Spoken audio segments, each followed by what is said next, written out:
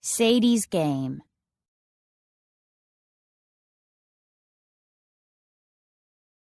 The referee's whistle went off like a shrieking bird, signaling Sadie's second foul of the game. It was only the first quarter, and Sadie had already collided twice with another player's wheelchair. Her coach waved her off the court for a substitution as the crowd shouted catcalls and jeered behind her. She had never seen a crowd express such disappointment before. Sadie watched her teammates whirl and spin in front of her. Her emotions were all over the place, and it showed in her basketball playing. If only she and her brother had not argued this morning about the game.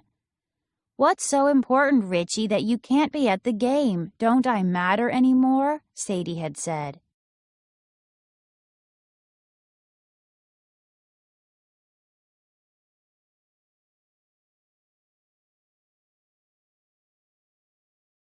Richie was Sadie's whole world, and they both loved sports, especially basketball.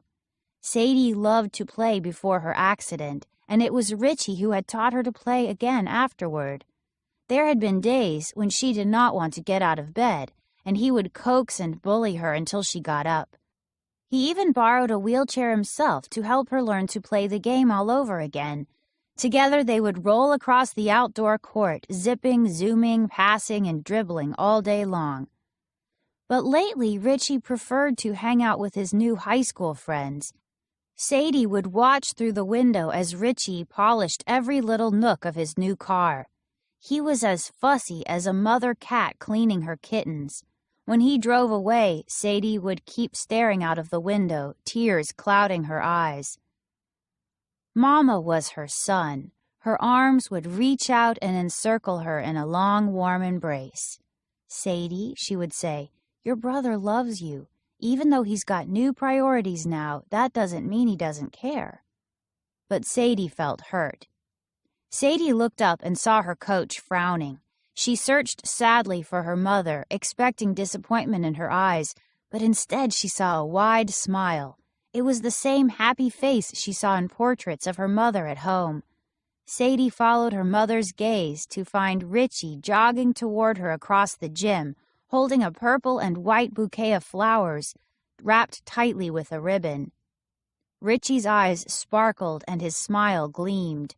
He bowed to his sister and handed her the flowers as though she were a queen.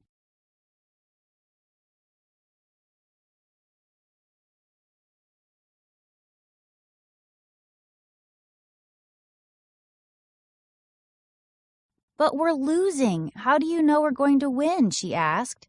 "I don't," Richie said. "It's not important. What I know is you're like a whirlwind on the court, and there is no way I'm going to miss my little sister's big game." He put his hand on her shoulder as he said, "It's great to have a lot of new friends, but I realized that you're my best friend." Sadie smiled. Those words meant more to her than "I'm sorry" ever could. She rested the flowers on her lap and went back out onto the court.